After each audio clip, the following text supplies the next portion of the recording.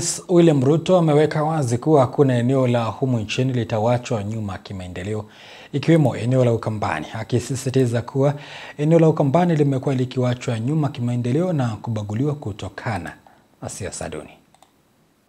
Kitui, Ukambani kwa siku nyingi imewachwa nyuma, na mimi nimesema kwa vyovyote Mungu anijalie hii Ukambani haitawachwa nyuma tena.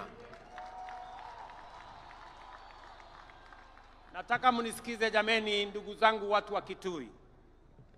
Sisi ni wananchi wa taifa moja.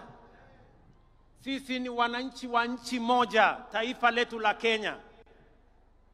Siasa ya zamani ya ubaguzi, siasa ya migawanyiko na chuki na ukabila ndio imetuletea hasara ya sehemu zingine za Kenya kuachwa nyuma kwa sababu ya siasa duni ya kubagua wananchi wengine.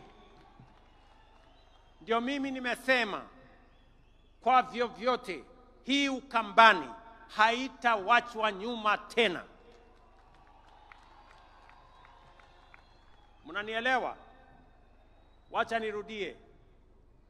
Maneno ya zamani ya kusema sijui bomwe, sijui betwe, Ukambani ikabaki nyuma, haitatendeka tena.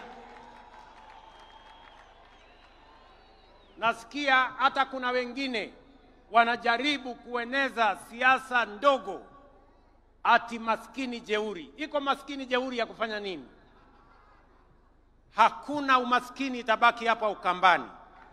Tunataka tuungane, tushirikiane, tufanye kazi kwa pamoja.